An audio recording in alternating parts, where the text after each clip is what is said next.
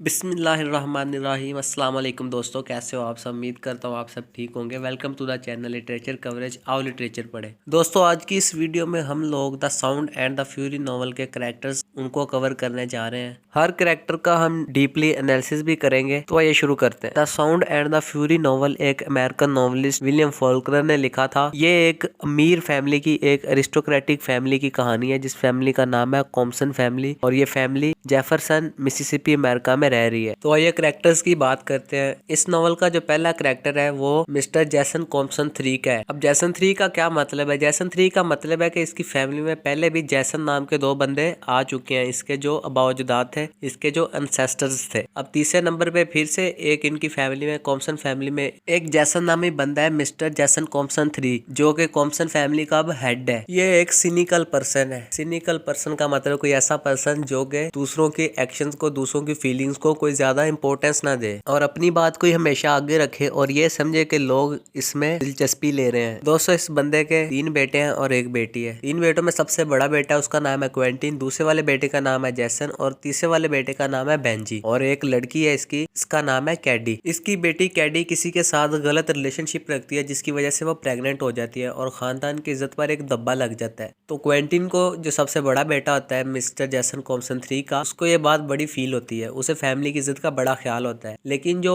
Mister जैसन Compson 3 है ना, इसे इतनी परवाह नहीं है कैडी की प्रेगनेंसी को लेके, या कह ले कि ये अनकंसर्न्ड है कैडी की प्रेगनेंसी को लेके। लेकिन क्वेंटिन जो है उसको बहुत ज्यादा ये बात फील हुई, वो बहुत ज्यादा हर्ट हुआ कि कैडी ने ऐसा क्यों किया। क्वेंटिन जब अपने बाप मिस्टर जैसन कॉम्पसन 3 को आर्ग्यूमेंट पेश करता है कि उसने और उसकी सिस्टर ने इंसेस्ट किया है, तो जो होता है जैसन कॉम्पसन 3 वो अपने बेटे क्वेंटिन की बात को ज्यादा इंपॉर्टेंस नहीं देता। वो कहता है कि तुम ज्यादा टेंशन ना लो इस बात की कि कैडी ने ये किया वो किया, ये औरत की एक खामी समझ लो, इस वजह से कैडी से ये हरकत हो गई और तुम ज्यादा टेंशन ना लो इस बात की। ये जो वर्जिनिटी का कंसेप्ट है ये मैन मेड है, आदमी का अपना ही ख्याल है वर्जिनिटी के बारे में। वर्जिनिटी कोई चीज नहीं होती, ये इस बंदे का मानना है मिस्टर जैसन कॉम्पसन 3 का। मिस्टर जैसन कॉम्पसन 3 जो है ये बहुत ज्यादा अल्कोहल पीता है, बहुत ज्यादा एडिक्टेड है अल्कोहल को लेके। ये अपने बेटे क्वेंटिन की यूनिवर्सिटी फी पे करने के लिए, यानी कि हार्वर्ड यूनिवर्सिटी में ये क्वेंटिन पढ़ता होता है, तो इसकी फी पे करने के लिए ये अपना एक पास्चर बेच देता है, यानी कि अपनी जमीन का एक बड़ा हिस्सा अपने बेटे क्वेंटिन की हार्वर्ड यूनिवर्सिटी की फीस पे करने के लिए बेच देता है। दोस्तों इसके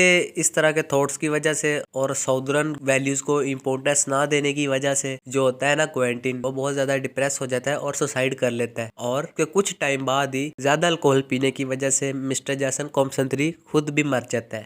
क्वेंटिन को अपनी फैमिली की इज्जत का, ऑनर का बड़ा ख्याल होता है, लेकिन जब क्वेंटिन का बाप मिस्टर जैसन कॉम्पसन 3 उसकी बात को इम्पोर्टेंस नहीं देता और साउदर्न वैलीज को भी इम्पोर्टेंस नहीं देता, तो इस वजह से क्वेंटिन मर जाता है। इस नॉवल का जो दूसरा कैरेक्टर है वो है मिसिज कैरोलिन कॉम्पसन का, जो कि मिस्टर जैसन कॉम्पसन 3 की वाइफ है और 4 बच्चों की माँ है, जो कि मैंने आपको पहले बता दी है। सबसे बड़ा बेटा क्वेंटिन, दूसरा बेटा जैसन, तीसरा बेटा बेंजी और एक लड़की है जिसका नाम है कैडी। दोस्तों ये जो वूमेन है ना, ये क्या करती है, अपने बच्चों का कोई ज्यादा ख्याल नहीं करती, बहुत ज्यादा सुस्ती और गफलत का मुजाहरा करती है और इतनी तवज्जो नहीं देती अपने बच्चों पे, जिसकी वजह से फैमिली का डाउनफॉल होता है। एक वजह यह भी होती है फैमिली के डाउनफॉल की कि अपने बच्चों की नीड का ख्याल नहीं करती मिसिस कैरोलिन कॉम्पसन जो होती है, यानी कि कोई अच्छा मदर फिगर नहीं है ये वूमेन जो है। और ये अपने एक मेंटली डिसेबल्ड बच्चे बेंजी को भी बहुत ज्यादा क्रूरली ट्रीट करती है, कुछ अच्छा बर्ताव नहीं करती उसके साथ भी। लेकिन ये अपने बेटे जैसन के साथ बड़ा अटैच है, अपने बेटे जैसन से ये बड़ा प्यार करती है। ये एक सेल्फ अब्सॉर्ब्ड और सेल्फ पिटिंग वूमेन है, यानी कि अपने आप में खोई रहती है। कुछ ऐसी स्टेट ही है जिसमें इंसान बहुत ज्यादा डिप्रेस हो या बहुत ज्यादा ख्यालों में रहे, ऐसी स्टेट में मिसिस कैरोलिन कॉम्पसन रहती है। और जब इंसान बहुत ज्यादा डिप्रेस रहे, बहुत ज्यादा ख्यालों में रहे, तो उसे अपने आप पर भी बाज़ औक़ात तरस आता है, इसको सेल्फ पिटिंग कहते हैं। तो मिसिस कैरोलिन कॉम्पसन भी कुछ इस टाइप की वुमेन ही है। मिसिस कैरोलिन कॉम्पसन का एक भाई होता है जिसका नाम होता है मोरी, वो अडल्टरी करता है, उसका जो कैरेक्टर होता है वो कुछ ज्यादा ठीक नहीं होता। और मिसिस कैरोलिन कॉम्पसन के सबसे छोटे बेटे का नाम भी मोरी होता है, तो वो क्या करती है, अपने बेटे का नाम चेंज करके ना मोरी से बेंजामिन रख देती है, सिर्फ इस वजह से कि बेस्कॉम फैमिली जिससे मिसेस कैरोलिन कॉम्पसन बिलोंग करती है, उस फैमिली की जो रेपुटेशन है वो खराब हो गई है, उसका असर कॉम्पसन फैमिली में ना आ जाए, इस वजह से वो नेम चेंज कर देती है अपने बेटे का। इस नॉवल का जो तीसरा कैरेक्टर है वो क्वेंटिन कॉम्पसन का है, जो कि मिस्टर कॉम्पसन और मिसिस कॉम्पसन का सबसे बड़ा बेटा है। ये एक इंटेलिजेंट बॉय है और बहुत सेंसिटिव है। ये अपनी सिस्टर कैडी के साथ बहुत ज्यादा प्यार करता है और उसकी बहुत ज्यादा केयर भी करता है। इसके माइंड में ओल्ड साउदर्न वैल्यूज और फैमिली ऑनर का बहुत ज्यादा ख्याल है। अब साउदर्न वैल्यूज क्या है? साउदर्न अमेरिका में कुछ ये था और ओल्ड साउदर्न वैल्यूज में कि जो मैन है, जो मर्द है, वो जेंटलमैन बन के रहे और जो वुमेन है वो अपनी वर्जिनिटी को बचा के रखे, उसकी हिफाजत करे, प्योर रहे। लेकिन इसकी बहन कैडी क्या करती है? अपनी वर्जिनिटी खो देती है किसी के साथ गलत रिलेशनशिप की वजह से। तो साउदर्न वैल्यूज तो ब्रेक हो गई जो कि क्वेंटिन के माइंड में थी, फैमिली की इज्जत, वर्जिनिटी, वुमेन की प्योरिटी, ये सारी चीजें। और जब क्वेंटिन अपने बाप से बात करता है इस बारे में तो उसका बाप भी उसको कोई तवज्जो नहीं देता उसकी बात पे। उसकी बहन कैडी भी इसकी बात को इंपोर्टेंस नहीं देती, तो ये सुसाइड कर लेता है। हार्वर्ड यूनिवर्सिटी में इसका 1 साल भी अभी कंप्लीट नहीं हुआ होता कि ये चार्ल्स रिवर में डूब के मर जाता है, सिर्फ कैडी के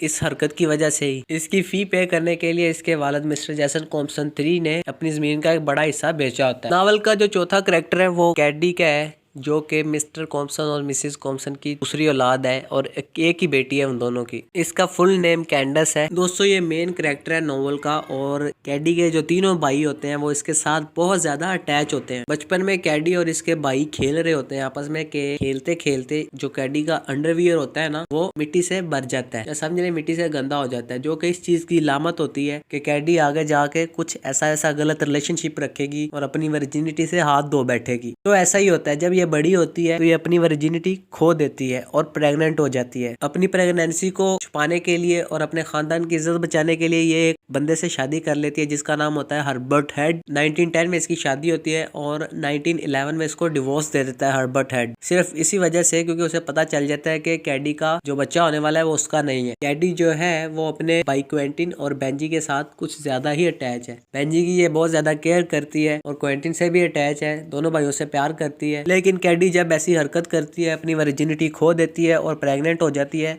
इसका बेंजी पे और क्वेंटिन पे ही सबसे ज्यादा असर पड़ता है। बेंजी जो है वो मेंटली डिसेबल्ड है पहले से ही। वो जब सोचता है अपनी बहन के बारे में, कैडी के बारे में कि उसने ऐसा किया, तो उसे बहुत ज्यादा दुख फील होता है, बहुत ज्यादा हर्ट होता है वो अपनी बहन के इस हरकत की वजह से। कैडी को भी कहीं ना कहीं ये बात फील होती है कि उसने ठीक नहीं किया, उसने बेंजी को बहुत ज्यादा दुख दिया है। लेकिन वो इस बात से अनजान होती है कि क्वेंटिन को उससे कहीं ज्यादा दुख है कि क्वेंटिन के जो जहन में साउदर्न वैल्यूज थी उसको ब्रेक किया होता है कैडी ने। तो क्वेंटिन जो है इस बात को सोच सोच के सुसाइड कर लेता है। हम देखते हैं कि कैडी जो है वो फिर ये जो कॉम्पसन फैमिली है इसको छोड़ के चली जाती है। इसकी एक बेटी होती है जिस इलेजिटिमेट डॉटर, तो को फिर जिसका नाम मिस क्वेंटिन होता है उसको मिस्टर कॉम्पसन और मिसिस कॉम्पसन जो है वो अडॉप्ट कर लेते हैं और उसकी परवरिश करते हैं। तो जो कैडी होती है वो फिर अपनी बेटी की परवरिश के लिए भी पैसे भेजती है। दोस्तों नोवेल का जो 5वां कैरेक्टर है वो है जैसन कॉम्पसन का, जैसन कॉम्पसन IV। इसका नेम इसके बाप से मिलता जुलता है, वो जैसन कॉम्पसन III था, ये जैसन कॉम्पसन IV है। दोस्तों ये थोड़ा खुद गर्ज सेल्फिश सा कैरेक्टर है, यानी कि इसको अपना फायदा ही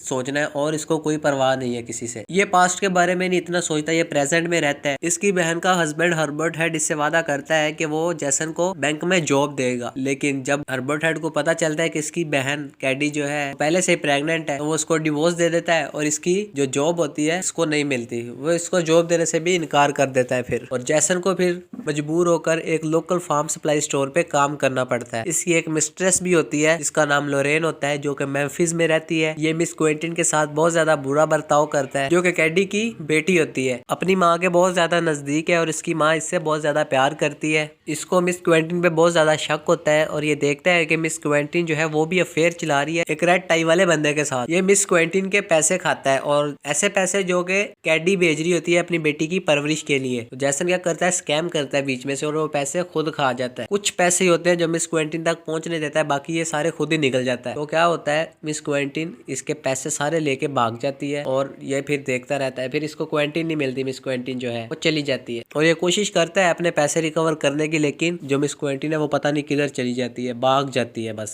दोस्तों क्वेंटिन कॉम्पसन और मिस क्वेंटिन के नेम से आपने कंफ्यूज नहीं होना। जो क्वेंटिन कॉम्पसन था वो मिस्टर कॉम्पसन और मिसिस कॉम्पसन का सबसे बड़ा बेटा था और जो मिस क्वेंटिन है वो कैडी की बेटी है, या आपने जहन में रखना है। इस नोवेल का छठा कैरेक्टर जो है वो बेंजी का है, जिसका पूरा नाम बेंजामिन कॉम्पसन है, यानी कि मिस्टर कॉम्पसन और मिसिस कॉम्पसन का सबसे छोटा बेटा मिस्टर बेंजी ही है, जो कि मेंटली थोड़ा डिसेबल्ड है और वो ज्यादातर पास्ट के बारे में सोचता है। उसके जो थॉट्स होते हैं वो एक सीक्वेंस में नहीं अरेंज होते, कभी वो क्या थॉट सोचने लग जाता है, यानी कि एक थॉट उसने सोचा 1910 का, दूसरा थॉट वो सोचेगा 1901 का, यानी कि उसके थॉट जो है वो प्रॉपरली अरेंज्ड नहीं है। कभी वो कहाँ जंप करता है अपने ख्यालों में, कभी कहाँ जंप करता है। वो अपनी बहन कैडी के साथ बहुत ज्यादा अटैच है जो बेंजी है, और बड़ा सेंसिटिव सा करेक्टर है। और उसको बहुत ज्यादा दुख होता है जब उसकी बहन कैडी अपनी वर्जिनिटी लूज कर देती है। इसकी माँ भी इसको इतना ज्यादा अच्छा ट्रीट नहीं करती, इसकी नीड का भी इतना ख्याल नहीं करती। लेकिन ये जो करेक्टर है बेंजी का करेक्टर, ये बहुत ज्यादा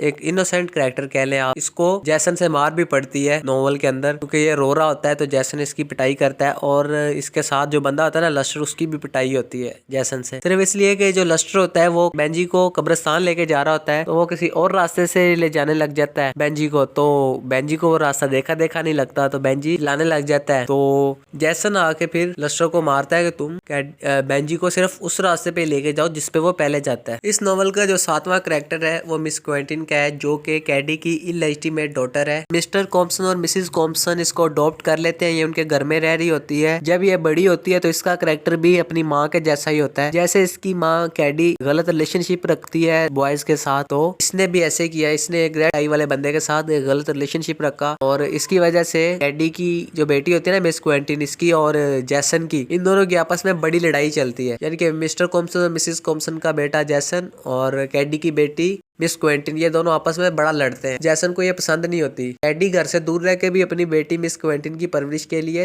पैसे भेजती रहती है, लेकिन जैसन क्या करता है, इन पैसों को खा जाता है, बीच में से ही स्कैम कर लेता है मिस क्वेंटिन तक पहुंचने से पहले। तो मिस क्वेंटिन रेड टाई वाले बंदे के साथ इस नॉवल में भाग जाती है जैसन के पैसे लेके। इस नॉवल का जो 8वां कैरेक्टर है वो डिल्जी का है। डिल्जी एक ब्लैक कुक है कॉम्पसन फैमिली में, जो किचन के काम काज संभालती है, और जो कॉम्पसन फैमिली है इसको बड़ी फेथफुली सर्व करती है, और इस फैमिली को स्टेबल करने में ये बड़ी हेल्प करती है। यानी कि इस फैमिली को डाउनफॉल से बचाने में अपनी तरफ से तो पूरी कोशिश करती है कि फैमिली डाउनफॉल का शिकार ना हो। कॉम्पसन फैमिली के जो बच्चे होते हैं उनको यही पाल रही होती है, यानी कि बेंजामिन, क्वेंटिन, जैसन और कैडी की ये केयर करती है। और हम देखते हैं कि इस नॉवल में ये बेंजी को, फ्रोनी को और लस्टर को ईस्टर सर्विसेज में भी लेके जाती है, और घर का भी कामकाज अच्छे तरीके से करती है। मिसेस कॉम्पसन की जगह लेती है एक तरह से, यानी कि बच्चों की माँ के तौर पर ही उनको सर्व करती है, उनकी परवरिश करती है। अब इस नॉवल का जो 9वां कैरेक्टर है वो डिल्जी का हस्बैंड है, जिसका नाम है रोस्कस। रोस्कस जो है वो भी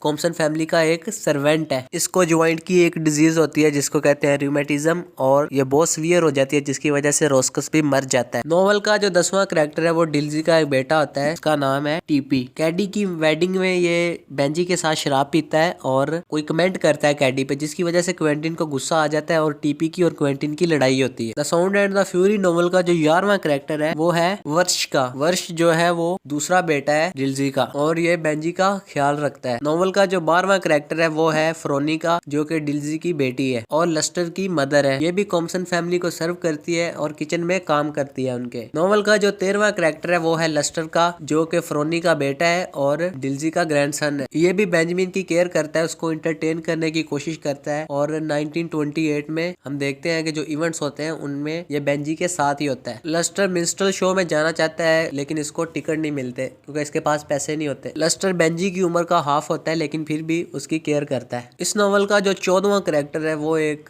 पर्सन है, जो कि एक मिस्टीरियस पर्सन है, red tie, a man with red tie. ये एक मिस्टीरियस कैरेक्टर है जो कि एक अफेयर में होता है मिस क्वेंटिन के साथ। नॉवल का जो 15वां कैरेक्टर है वो है अंकल मोरी बेस्कॉम का, जो कि मिस कैरोलिन कॉम्पसन का भाई है और बेंजी, क्वेंटिन, जैसन और कैडी का अंकल है। ये ज्यादातर अपनी बहन के जो हस्बैंड है ना मिस्टर कॉम्पसन, उसके पैसों पे गुजारा करता है। मिसिस पैटरसन नामी औरत के साथ इसका अफेयर होता है अंकल मोरी का, जो कि कॉम्पसन फैमिली की नेबर होती है, और ये बेंजी को और कैडी को यूज करता है अपने लव लेटर्स मिसिस पैटरसन तक पहुंचाने के लिए। इसका अफेयर तब तक ही चलता है जब तक मिस्टर पैटरसन को पता नहीं चल जाता कि मिसिस पैटरसन और मोरी का अफेयर चल रहा है। नॉवल का जो 16वां कैरेक्टर है वो है डेमोडी का, जो कि कॉम्पसन फैमिली की एक बुजुर्ग खतून थी, यानी कि कह लें कि मिस्टर कॉम्पसन की ये मदर थी जो डेमोडी थी। और क्वेंटिन, जैसन, बेंजी और गैडी की ग्रैंड मदर थी। इसकी डेथ हो जाती है 1898 में, जब कॉम्पसन फैमिली के जो बच्चे होते हैं वो भी यंग ही होते हैं, बहुत यंग होते हैं। नॉवल का जो 17वां कैरेक्टर है वो है मिस्टर पैटरसन और मिसिस पैटरसन का, जो कि कॉम्पसन फैमिली के नेबर होते हैं। और हम जानते हैं कि मिसिस पैटरसन का अंकल मोरी के साथ अफेयर होता है, और ये अफेयर तब तक चलता है जब तक मिस्टर पैटरसन को पता नहीं चल जाता इस अफेयर के बारे में, और फिर वो इंटरफेयर करता है इस मामले में, तो तब जाके ये अफेयर खत्म होता है। नॉवल का जो 18वां कैरेक्टर है वो है लोरेन का, जो कि मिस्टर जैसन की गर्लफ्रेंड होती है या मिस्ट्रेस होती है, जो कि मेम्फिस में रह रही होती है। जैसन 4 की गर्लफ्रेंड है ये। नॉवल का जो 19वां कैरेक्टर है वो है रेवरेंड शगोग का, जो कि एक लोकल ब्लैक चर्च में खुतबा दे रहा होता है जीसस क्राइस्ट की डेथ और बर्थ पे। और जो डिल्जी है वो बेंजी, फ्रोनी और लस्टर को लेके इस चर्च में जाती है। The sound and the fury novel का जो 20वां कैरेक्टर है वो चार्ली का है, जो कि कैडी का पहला बॉयफ्रेंड होता है। और बेंजी इसको फर्स्ट चैप्टर में दोनों को एक दूसरे के साथ बैठे हुए देख लेता है स्विंग पे, यानी कैडी और चार्ली बैठे होते हैं कि जो बेंजी होता है वो आगे इन दोनों को देख लेता है। नोवेल का जो 21वां कैरेक्टर है वो है डेल्टन एम्स का, जो कि एक लोकल बॉय होता है जेफरसन में रहने वाला, और ऐसा शक होता है सबको कि डेल्टन एम्स ही कैडी के होने वाले बच्चे का बाप है। नॉवल का जो 22वां कैरेक्टर है वो शरीफ मैकेंजी का है, जो कि कैनेडियन मैन है, और ये क्वेंटिन का हार्वर्ड यूनिवर्सिटी में रूममेट होता है, जो कि क्वेंटिन को सुबह सुबह आके उठाता है कि उठ जाओ, क्लास का टाइम हो गया, चलो यूनिवर्सिटी चलते हैं। 23वां कैरेक्टर जो है वो स्पोर्ट का है, जो कि एक सीनियर होता है हार्वर्ड यूनिवर्सिटी में क्वेंटिन का, और ये साउथ कैरोलिना से होता है। और एक बार ये स्पोर्ट जो होता है वो क्वेंटिन का मजाक बनाता है, क्वेंटिन की वर्जिनिटी का मजाक बनाता है, और कहता है कि ये जो शरीफ है ना वो तुम्हारा हस्बैंड है। नॉवल का जो 24वां कैरेक्टर है वो गैरल्ड ब्लैंड का है, जो कि एक शोखा टाइप कह लें, एक डींगे हाँकने वाला स्टूडेंट है हार्वर्ड यूनिवर्सिटी में। और क्वेंटिन इसके साथ फाइट करता है, क्योंकि इसकी वजह से क्वेंटिन को डेल्टन एम्स की याद आ जाती है। क्योंकि जो गैरल्ड ब्लैंड होता है लड़कियों के साथ अपने अफेयर्स बताता है, तो क्वेंटिन को डेल्टन एम्स की याद आ जाती है, जिसने इसकी बहन कैडी के साथ, क्वेंटिन की बहन कैडी के साथ अफेयर चलाया होता है, और कैडी प्रेग्नेंट हो जाती है। नॉवल का जो 25वां कैरेक्टर है वो मिसिस ब्लैंड का है, जो कि गैरल्ड ब्लैंड की मदर है, एक साउदर्न मदर है, और ये भी बिल्कुल गैरल्ड की तरह ही है। इसका असर ही गैरल्ड में गया है, ये भी थोड़ी डींगे मारने वाली खतून ही है, ऐसे समझ लें। नॉवल का जो 26वां कैरेक्टर है वो डेकन का है, जो कि कैम्ब्रिज मैसाचुसेट्स में एक ब्लैक मैन है, जिसको क्वेंटिन अपना सुसाइड नोट देता है कि तुम ये शरीफ को दे देना। नॉवल का जो 27वां कैरेक्टर है वो जूलियो का है, जो कि एक इटालियन गर्ल का भाई होता है। वो इटालियन गर्ल जिसके साथ क्वेंटिन अटैच हो जाता है कैम्ब्रिज में घूमते घूमते अपनी सुसाइड से पहले। और ये जूलियो जो है वो इसको पकड़वा देता है क्वेंटिन को, क्योंकि उसे शक होता है कि क्वेंटिन इसकी सिस्टर को किडनैप ना कर ले, या किडनैप कर रहा है, ऐसे लगता है उसे। नॉवल का जो 28वां कैरेक्टर है वो सिडनी हर्बर्ट हेड का है, जो कि एक बहुत अमीर बैंकर होता है, जिसके साथ कैडी की शादी होती है। हर्बर्ट हेड जो है वो कैडी को डिवोर्स दे देता है, जबकि उसे पता चलता है कि कैडी पहले से ही प्रेग्नेंट है, किसी और का बच्चा है इसके पेट में। नॉवल का 29वां कैरेक्टर मिस्टर अल का है, जो कि जैसन का बॉस होता है लोकल फार्म सप्लाई स्टोर पे। और नॉवल का जो 30वां कैरेक्टर है वो अंकल जॉब का होता है, जो कि एक ब्लैक मैन है और जैसन के साथ लोकल फार्म सप्लाई स्टोर पे वर्क करता है। दोस्तों ये थे the sound and the fury novel के कैरेक्टर्स। उम्मीद करता हूँ आपको समझ आई होगी। इस नॉवल की पार्ट वाइज समरी का लिंक मैं डिस्क्रिप्शन में डाल दूंगा, आप वो देख सकते हैं। आज की वीडियो में बस इतना ही, उम्मीद करता हूँ आपको समझ आई होगी।